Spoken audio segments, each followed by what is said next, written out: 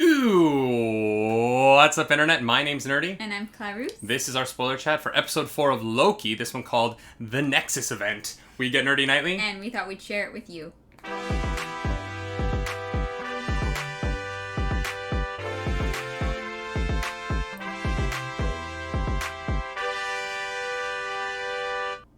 That is right. It's time to talk about The Wizard of Oz. What? Spoilers. If you haven't seen the episode yet, spoilers. I don't get it. Really? Yeah? This show is The Wizard of Oz. What? No, Yeah. it's not. 100%. It is the plot of The Wizard of Oz. No, it's not. Even so much as they get to the Emerald City, and they get into the room finally, and they're like, an animatronic that you can barely understand. Turns out, it's an animatronic. Okay, but, like, Kansas is not this, like, evil place that kidnaps people. Like... I don't know, have you seen Wicked? The Merry Old Land of Oz has some dark secrets. Okay, but Wicked and The Wizard of Oz are definitely different stories. They are tied together inextricably forever. I'm kidding. But we put the cart ahead of the horse there. This was a really great episode of television. Yeah, when we first did our episode 1 spoiler chat, I said I was not sold on it. I was a little bit worried, and this has quickly become, I think, maybe, depending on how the rest of it goes, might be my favorite of the Marvel shows that have come out. I'm really, really enjoying this. I'm enjoying that nothing is as it seems. There's twists and turns every single moment, and not in a way that is jarring or makes you feel like that's the point of it. Look at how smart we are. It's just a really, like, well thought out plot and premise, and you know, they, even though the plot is convoluted, the characters still feel like real people. Yeah. And I think that can be tough to do sometimes. Yeah, I think there's definitely an element of this show that is the characters are really put first in terms of the storytelling, like how the events of the plot affect how our characters are interacting with the world is the most important thing in this show. And because of that, I feel like the casting is so strong. They've got such incredible actors playing all of these parts. Truly. And, you know, we're going to talk about the events of this episode, but in those events, I feel like the highlights of this episode really are how people react to information and getting to watch really fantastic actors react to information in character and really deliver some just beautiful performances in this episode, like deep layered performances in this that I was really just in love with.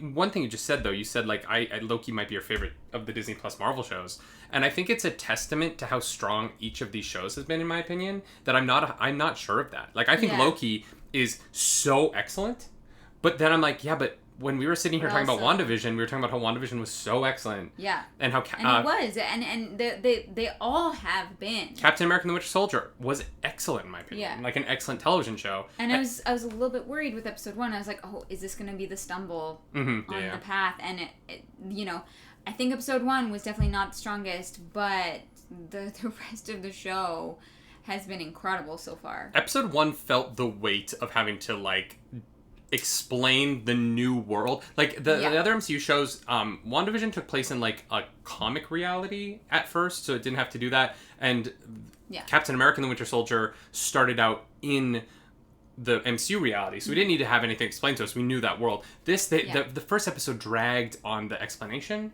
Yeah. And so once they got past that, this show just has been taking off. Yes. And there's a lot of stuff in that first episode.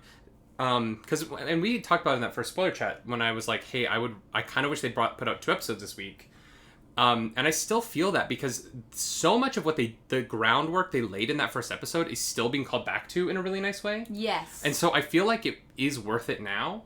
Totally. We just couldn't see it at the time because we only had that one chunk and it was just kind of like, yeah, okay. Yeah. You got great actors. I agree 100%. Well, let's actually talk about the events of this episode. At the beginning of the episode, the first thing we see is a flashback to a very, very young Sylvie who is playing with her dolls, which are a Viking warship. Yeah, it's like amazing. And the TVA shows up and kidnaps her for seemingly no reason. Yeah, for no reason that we can see. She's sitting there doing nothing. Nothing that could have affected other people, which tells me the TVA is shady. And so we see her manage. She's kidnapped, arrested, whatever you want to say.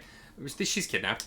By Gugu Mbatha, her character, who was apparently one of these. I don't know what their term is, agents or timekeepers, minions or whatever, and taken before the I guess the guy that she replaced. Yeah, the judge guy was there, which later we see her, or not later timeline-wise, but earlier in the season, we see her in that seat. Exactly. This brought up some weird questions for me, though, because it brings up the question of, like, well, if there's, like, forward advancement here, where do new people come from? Because a lot of the plot of this episode deals with the fact that Loki and Sylvie shares with Loki at the end of last episode that the Timekeeper's minions are variants, right? That they've been plucked out of time, and that is, probably the truth. I think we all believe that to be true now at this point. Yeah. A lot of them have memories of their former lives. If they are plucking if they're plucking variants, if they're the ones who pluck the variants, and they are the variants, where do new time minions come from? Because if variants that they take. Right, but then wouldn't they be like, wait, didn't I just pull that person out of the timeline? Well, I mean, if their whole entire lives and memories can be suppressed, I'm sure somebody's face can be suppressed as well. But then, so do they age? We don't know yet. But this is my question, right? Why did that guy retire? That other judge. Where did he go? Yeah, maybe. If they were created by the Timekeepers and they think they were created for a role, why would the Timekeepers create people and then give them upward mobility? And be like, you were created for this role, but you're going to start in one position and you're going to slowly ascend. Wouldn't you create people for each role specifically and be like, you're going to be this and you're going to be this? That I feel like it would be much harder to convince people that this was like the beyond and all. If you give people like things that they enjoy or advancements or like goals or, because we know that they're human, and so they would have human tendencies, and we tend to want to be like on a trajectory. I don't think human beings enjoy being stagnant from my experience, and so I feel like it makes sense to give them those kinds of things. Like, I don't know, maybe they retire. I don't know if they age, but maybe they retire or they move on to different jobs or find something that they like better, or maybe that judge guy started questioning started getting his memories back and they had to get rid of him, and it was like, oh, we went to go do something else. Like, it just makes me question how long has the TVA been around? Because this system is so flawed, like so immediately flawed to me, right? And so the fact that it functions at all is kind of insane. Partially because there's a scene in this episode where Mobius walks by where they're keeping Sylvie, and he has a conversation with B-15, Wunmi Musaku's character, who gets an incredible arc. I was so... her character this whole time I've been kind of like, oh yeah, she's the gruff, stern person. And then they give her the moment in the rain in this episode. We're going to talk about it. But I want to talk about that conversation first, where he's like, we've brought in gods and titans and and I'm like, how? If these are all just people with little sticks, how... What would they possibly do against Thanos? Like, literally, what could they do? I mean, the thing is, if they appear from nowhere and get a collar on anyone, we've seen that the technology has the literal ability to okay, control. What if Peter Parker, they go after him, right? How the hell do they stop him? They're not gonna touch Peter Parker with their little sticky sticks. No, you have to surprise them. You can't surprise Spider-Man. That's what the spider sense is for. He gets all tingly. But That's that Peter Parker tingle, you know what I mean? But can he get the tingle if it's in a dimension door, like from another dimension?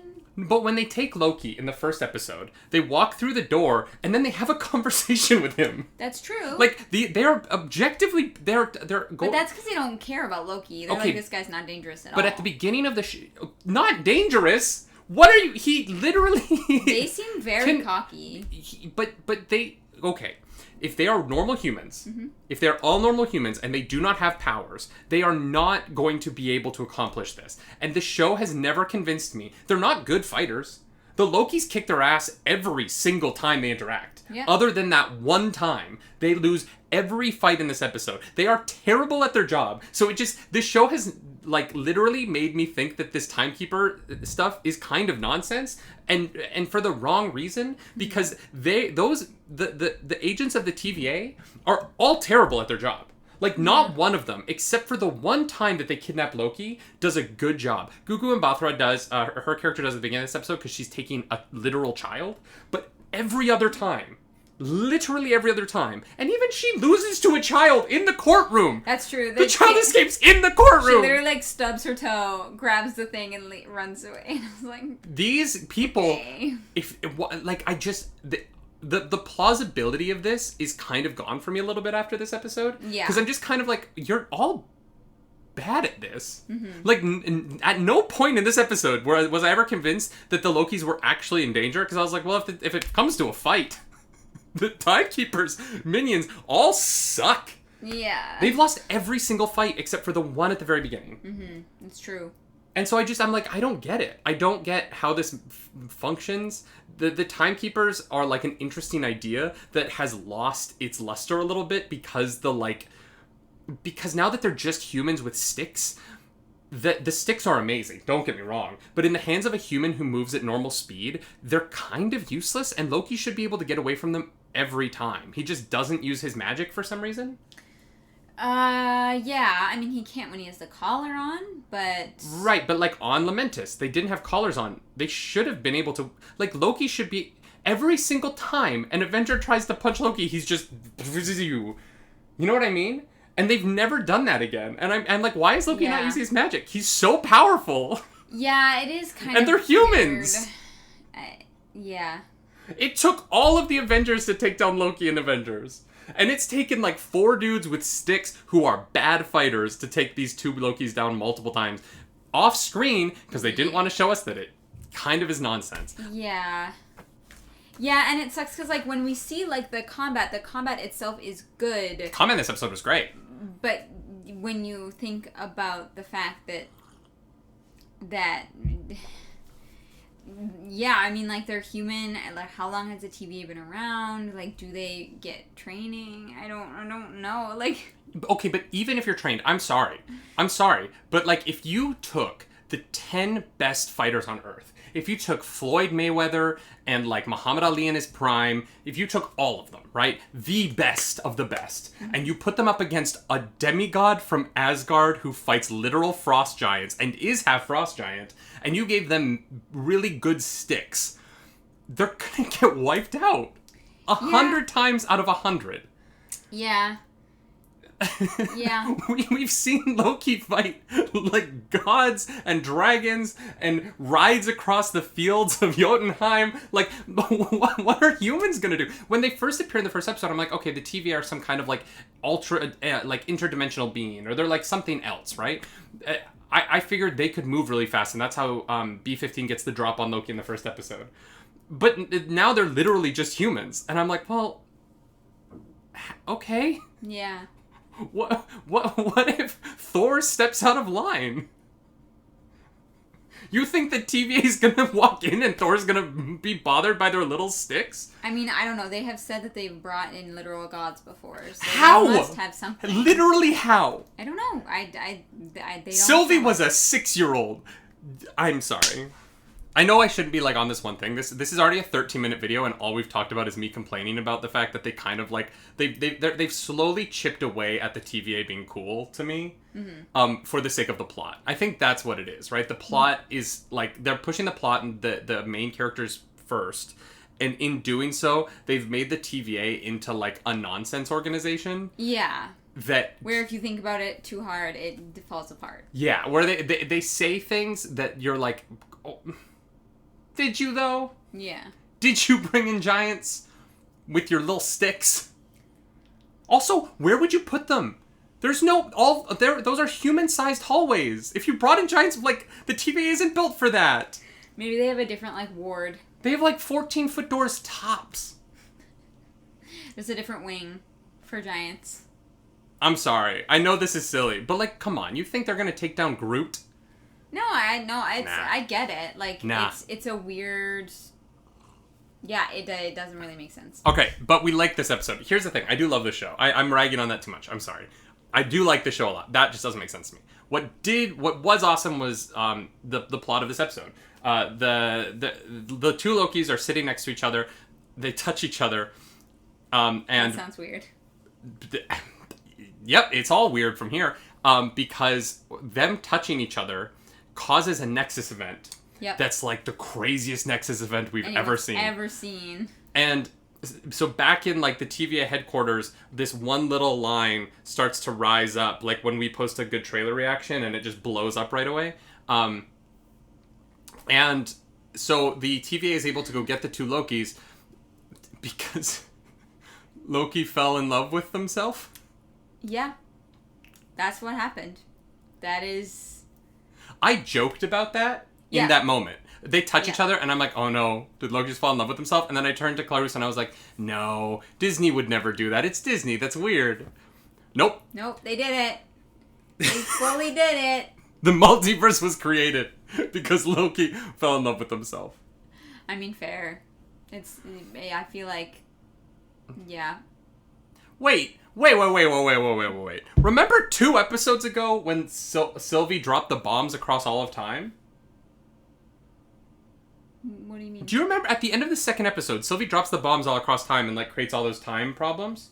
Mm-hmm. What happened with all the time problems? Well, the last thing we saw was a bunch of people running to go fix them, so I guess they went and fixed them. It's kind of boring. I don't know. Or maybe they'll come back. Yeah.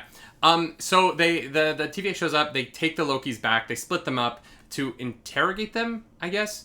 Yeah, because they were like, what is this Nexus event? Like, what did you do? And Loki's like, I don't know. Like, I don't know what you're talking about. So then we get to our first big cameo. Loki is sent into purgatory to be kicked in the balls repeatedly by Jamie Alexander as the incredible Lady Sif. Yeah, which is great. Well in a wig that just was awful.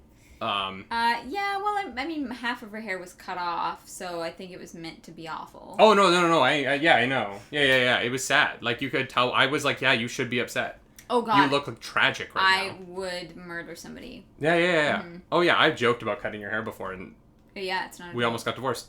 But what did you think of the cameo? What did you think about Lady Sif's appearance? I think it was fun. Like, I know it's not much for her to do, but it's such an easy, like, little part. And that moment, I think, was really meaningful for Loki because it's, you know, a part of his past, and he has to face it over and over and over and over again, and it's hard not to be self-reflective when the same thing keeps repeating itself. And it's a really good opportunity for Loki to reflect on themselves, but for us to also see it. Yeah. And, you know, it was like a kind of self-realization why you do the things you do, because a lot of us just, like, act on things, and then, you know, you'll look back on it weeks or years or whatever later, and you'll be like, oh, that's why I did that. Yeah. That's why. And he's like, I crave attention. Like, I think what was interesting about it is this show has kind of been on a track of having to get this version of Loki from the original Avengers movie up to date with our current understanding of the character, which is more sympathetic and has a better relationship with Asgardians and all those things. They've been trying to, I feel like this show in 4 episodes now has been trying to, like, fast track that character development to get him to be more like the Loki that we've all kind of fallen in love with and have more care for now than we used to. Yeah. And so, obviously, in the first episode, they did that by, like, showing him all the future memories his character was going to have. And this was a nice way of putting his character into a real interaction, not with actual Sif, but, like, with an Asgardian who he wronged in the past, and allowed him to come to terms with that himself, instead of, like, taking credit for what his future self would have done because he watched the video of it. And so, you know, obviously, like, the best version of this would have been Thor, but Chris Hemsworth has, you know, would have been way more expensive and contractual and stuff. And so, you know, pulling in Lady Sif for this, to use that character, not to use Jamie Alexander, but to use that character as a emotional leapfrog for this Loki to get closer to where we think of as Loki now, I think was really smart. And, Yeah. it was a funny bit that became a very emotional bit really quickly. And I liked the way that... I really liked it. I wanted to see more of Jamie Alexander. Of course. I was definitely hoping that she was going to become... I love her so much. She is kind of the weird... Thor member who keeps popping up and everything. Yeah. Because she popped up in Agents of S.H.I.E.L.D., Yep. which was like, oh, they are connected. They're not. But, when Jamie Alexander showed up, it was like, oh, yeah, that's Sif. Like, this is weird. Yeah. Agents of S.H.I.E.L.D. definitely in the MCU now. But, yeah, so Jamie Alexander is the like, MCU member that I think is in, like, the most things somehow. Yeah. But, yeah, no, I thought it was fun, and it was definitely... Oh, she's also in one of the Marvel one-shots. Oh, really? Yeah. So she's, they're like, hey, we have like a smaller TV thing. We're not going to put you in the next Thor movie, but will you do this smaller TV role? Ouch. She's fine. She was the star of Blind Spot. She's like... Yeah, she's fine. She's a millionaire. I feel no sympathy. What? No, What, am I supposed to feel sorry for people who are the stars of syndicated television shows? No. She'll be fine. She will be. She also will probably be back as Lady Sif again. There are more Thor movies coming. Shocking. But yeah, no, I liked it. I thought the cameo was fun, and Tom Hiddleston getting to interact with her was just great. Yeah, they were great together. And then shortly after, we got to the arc that we were talking about, where Sylvie. Yeah. I go with Lady Loki. There's so many, like, I'm like, what do I call Which is confirmed that she was genuinely Loki at one point in time. Because I was always curious, like, Sylvie Lushton, for those who don't know in the comics, is who is the Enchantress in the New Avengers. Yeah. At a point, and she is created by Loki in the comics. Yeah. She's literally like a thing that he puts into the world, depending on which comic you read. And so I was unsure if she was going to actually be a Loki variant, or if it was going to be like Loki created her, which I guess we still don't know, right? Because that kid could have been something that Loki... Anyway, doesn't matter. Yeah, but anyways, we see her, like, Sylvie as a young child get taken from Asgard, so we're assuming that she is a Loki.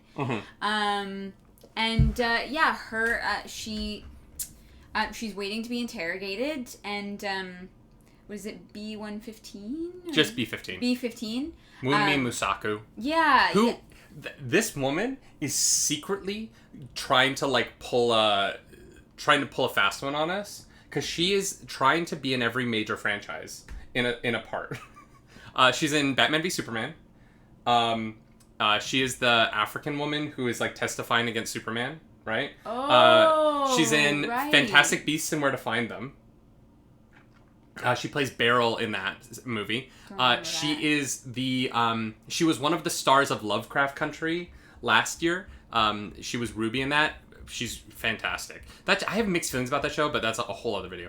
But she's so fantastic in that. And then she pops up in this as well. So Wunmi Musaku is very slowly accumulating every possible nerdy franchise, so that when she wants to retire from acting, she can make buckets of money just going to conventions and signing photos for $75 a pop. Yeah.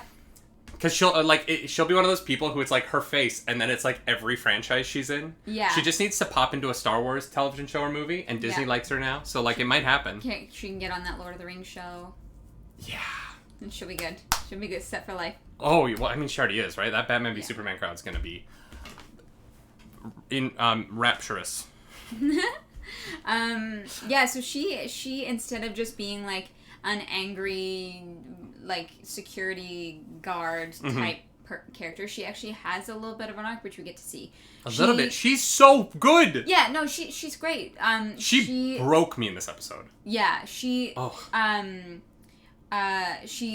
because she was enchanted by Lady Loki, it seems as though she was regaining memories and is having to come to terms with that, and then goes to Sylvie and is is this real? Sylvie's I can't create memories, that's all you.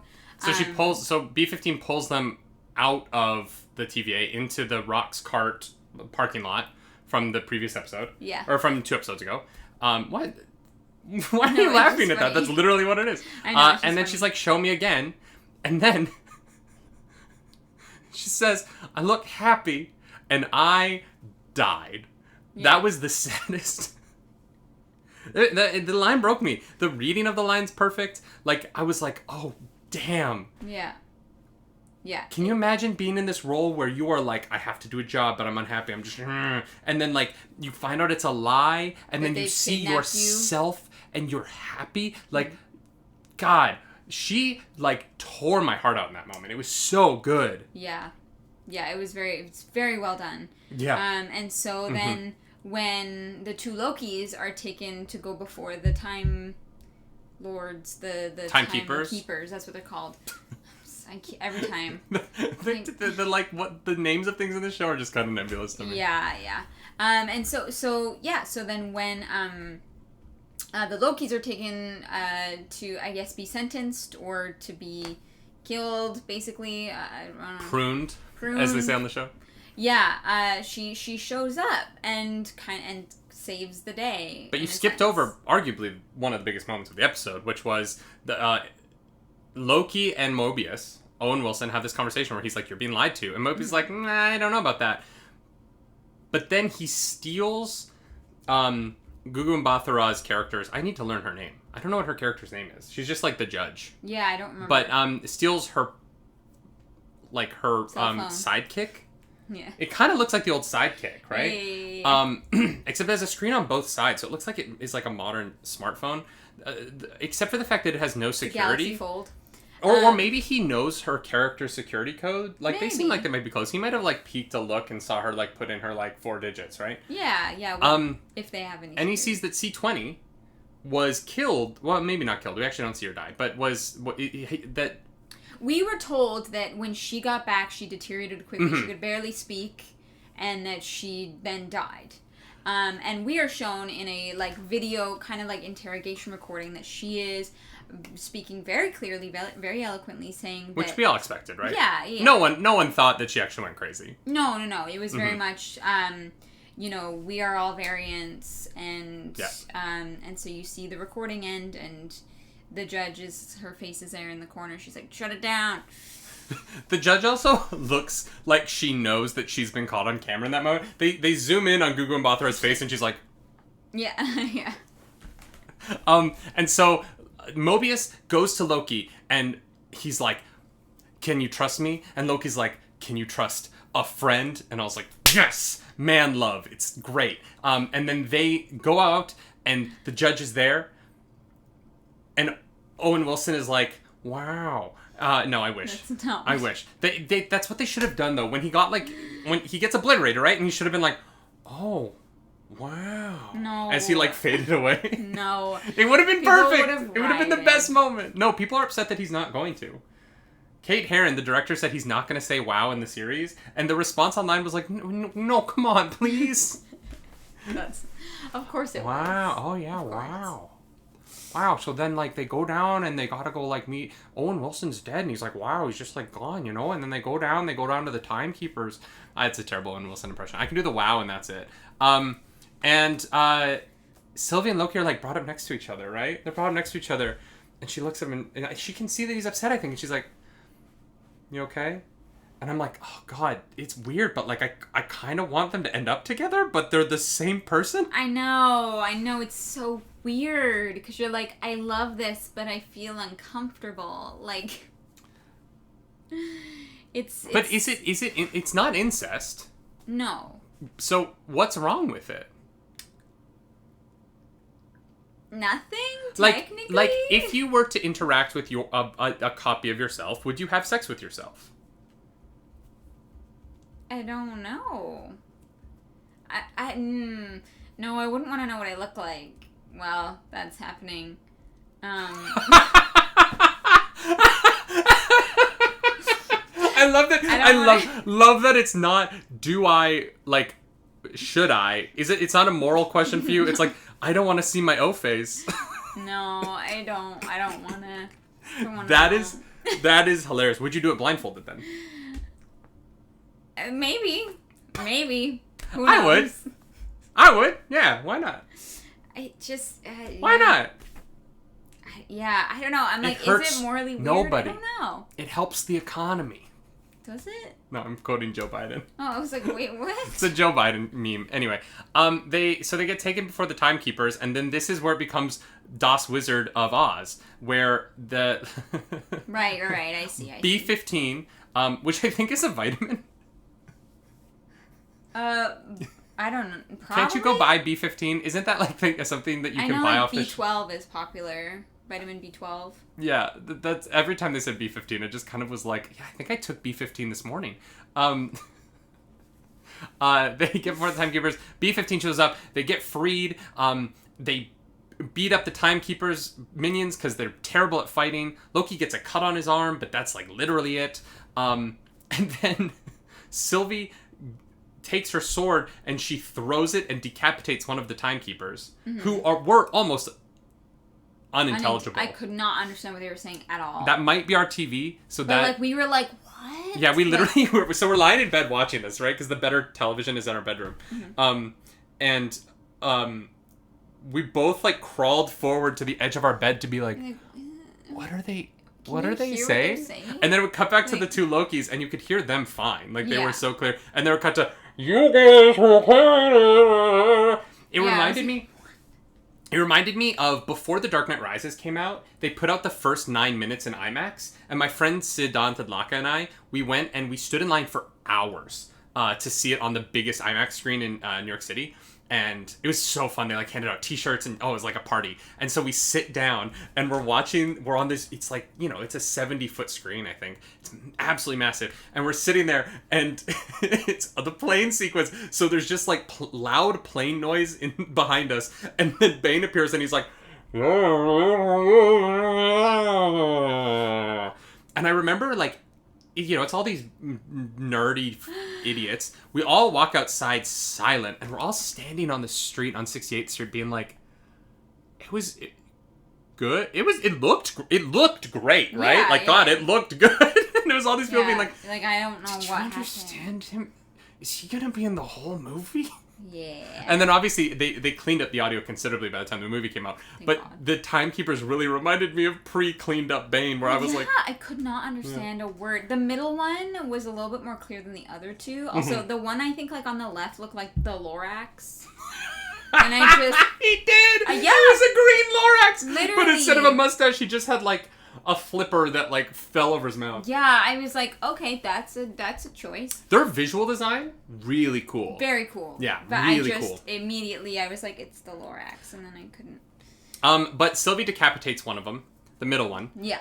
The one that we all thought was Kang the Conqueror until obviously we got in the room and saw what it actually was. But they're not real. They're robots. So it still could be Kang the Conqueror. It's Ultron. It's Ultron, yeah. And then Gugu Mbatha prunes Loki. Yeah. Tom Hiddleston's Loki. And we think that he's dead momentarily. And then Sylvie's got her thing to her, Gugu Mbatha's face, and she's like, you're going to tell me everything. I don't know what she knows. Like, I'm not really sure what that woman knows. Yeah, although, like, the way that she has behaved, I believe that she probably knows quite a bit. I think she knows that they are all variants and is trying to, hush-hush. So I think that she does probably have a little extra information that might be useful. I would like to point out, though, that clearly the Lokis have never seen Zombieland. Excellent movie. But if they had, they would have known to double tap everyone. And instead of stabbing everyone with the sharp end of the stick, like, I get it.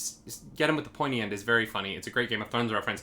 But on the other end is the stick that makes the people go away forever. And if they just gotten everybody with that, then Tom Hiddleston's Loki would have been fine. But instead, they stabbed everybody with the pointy side. But no, but that also whole fight, she didn't get stabbed. She didn't get stabbed. She got knocked down. Sure. This is my point. You have the stick. That whole fight, nobody gets anybody with the pruning end. They all get stabbed. Maybe that was their CGI budget. That fight sequence, by the way, very reminiscent of The Last Jedi. Yeah. With the throne with the red motif behind it, the like two people back to back fighting each other who were previously not together but are now together, and just the style of fighting. Yeah. I was like, sure. Oh hey, this is The Last Jedi. But no, they weren't gonna like prune the judge because they need more information. I'm just saying, if they pruned the judge, Tom Hiddleston would be alive. Spoilers! Mid-credit sequence. If you did not watch through the credits, go pause this video, go back, watch through to the mid-credit sequence, then come back because we're going to talk about it. Tom Hiddleston is lying on the ground in a New York City that is rubble, because you can see the Avengers Tower in the background in the next shot. He wakes up, and you hear the voice of a Star Wars actor. You hear the iconic dulcet tones of Richard E. Grant. Loki's like, am I in hell? No, but you soon will be. Turns the camera around. We got Kid Loki. We got Richard E. Grant in the Party City Loki costume from the 60s. Literally Party City. And we have what they're calling boastful Loki. See, I want it to be Thor. I want it to be a Thor variant, because he's got a hammer, and that's all I'm basing this off of. And they have Crocodile Loki. They have Crocodile Loki, yeah. Yeah. Mm-hmm. Four Lokis. Yeah. No, I want it to be a Thor variant, because I think that would be very funny. I don't. Okay. I think that a Thor variant. I think that it is more interesting for Loki to interact with himself than unless it is like from the one timeline where Thor is the god of mischief and Loki is the god of thunder. That would be fun. That would be fun. Right? Like, that would be interesting. But if he's just like, I'm Loki. Wait, they're calling him boastful Loki. That's probably what it is. He is Loki, but in his timeline, he is the Thor. Yeah. That makes sense. Yeah. That's why they're calling him boastful Loki. We figured it. Look at us. Babe. We're YouTube spoiler people now. We figured it out. Oh my god, that's so funny. Yeah, that would make sense. Yeah, it's right? The hammer, it doesn't look exactly the same, but it's iconic enough cool, that, like, though. Well, yeah. I like the circular ring on the pommel. Yeah. It's nice. Yeah. Yeah, I think you're right. I think you're right. But you hate the Richard E. Grant costume. Oh my god, it's so bad.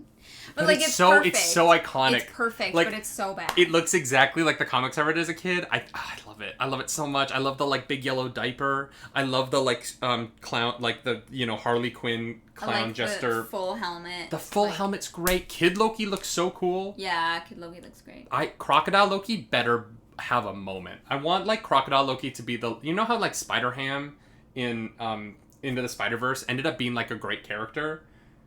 Yeah. Or, Peter Porker, Spider-Ham. Yeah. I want Crocodile Loki to, like...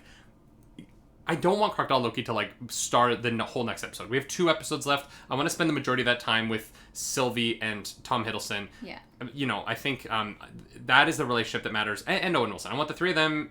That's the show I care about right now.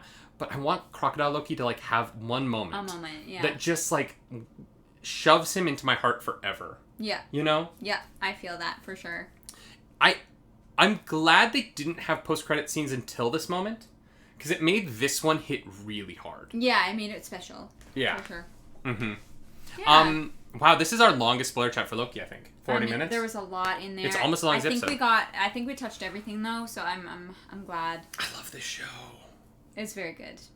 It's very good. This show's been interesting because I feel like this is the first of the Disney Plus shows that hasn't felt like the middle of it was a low point between a great beginning and a great end. Right. Not a low point, but like Falcon and the Winter Soldier was like... There's always not always. Oftentimes there's a little like mid, like, because they're trying to do a bunch of setup for the last bit, and so it doesn't feel quite as good or exciting. It's probably like the lower point of the show, but like this one is like on an upward trajectory. Well, I think it's because the first episode was just kind of set up all the way through, right? Yeah. And then the second episode was this like mini build-up, like a mini movie almost, build-up to Loki meets Loki for the first time. Mm-hmm. And that felt like a climax. That felt like it could have been the end of a first season of television, but wasn't, right? And then the third episode is this build-up to this moment where when that ship gets hit, like that is the end of a first season of television. Mm-hmm.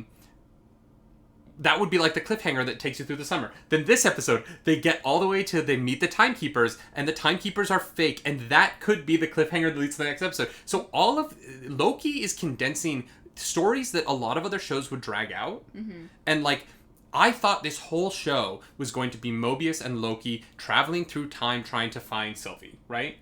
Me too. I thought that was going to be a season of television. They made that an episode, and then the next episode was what season 2 would have been, right? Yeah. And they've done that consistently in a way that I'm like, oh crap, Loki keeps raising its game. Whereas, like, the middle of Falcon and the Winter Soldier, I was like, they had to chase people around. All right, like, a lot of... this is the one where we're in Madripoor while we try and find the information so that we can do the thing. We know who the bad guy is, but we can't fight them yet because they can't, you know.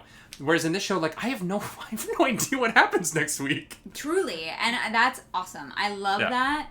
I think shows like that they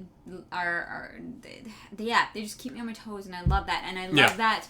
I love that I can't wait for next week feeling that we don't often get with stuff nowadays. Yeah, I agree. This is fantastic. Mm-hmm. And the actors are just, all of them are so good. Gugu Mbatha is just like, you know, the moment where she has to, like, prune Owen Wilson, like, heartbreaking. Yeah, because she's very clearly conflicted. Yeah. And she plays it so well. But, and, like, taking that against her at the end of the last scene where Owen Wilson's leaving, she's like, wait, just one? Like she was kind of, like, opening up and being human for the first time we've really gotten to see in that moment, and it was so nice to see but then to find out that, like, she's lying and she's hiding. This show is really deep and fun. Yeah, good job. Despite the 10 minutes of complaint I did about the fighting at the beginning of the episode, but no, you're fine. You know, these are the spoiler chats. We talk about everything, you know. Well, and, you know, I feel like loving this stuff, in order to love, like, nerdy geeky stuff, you have to be able to get past things sometimes. Yeah. And, like, there's a lot of nerdy entertainment where I'm like, I don't love this aspect of this thing, but I love the whole of it. Mm-hmm. Like The Last Jedi. But I will be making a video very soon saying I hate that movie.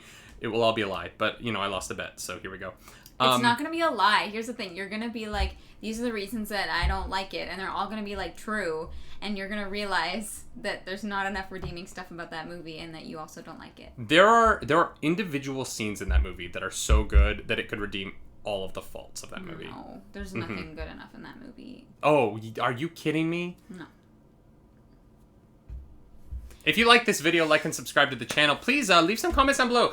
Join the conversation. Tell us what you thought about this episode. And what you think is going to happen next. Because, like, I have no clue.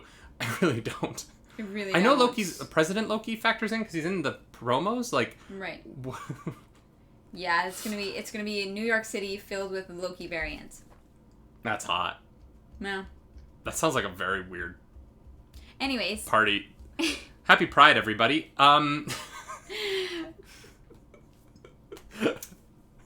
Oh, man. If you dislike this video, if you dislike that last joke, or if you just don't like us, leave me in comments down below because it helps the algorithm, and the algorithm god is hungry. We must feed her collectively. We must work together on this. As always, you can follow us over on Twitch. I'm at twitch.tv/nerdynightly. I'm over at twitch.tv/clarusdracarys. And as always, y'all, my name's Nerdy. And I'm Clarus. Do something nerdy tonight. Bye, guys.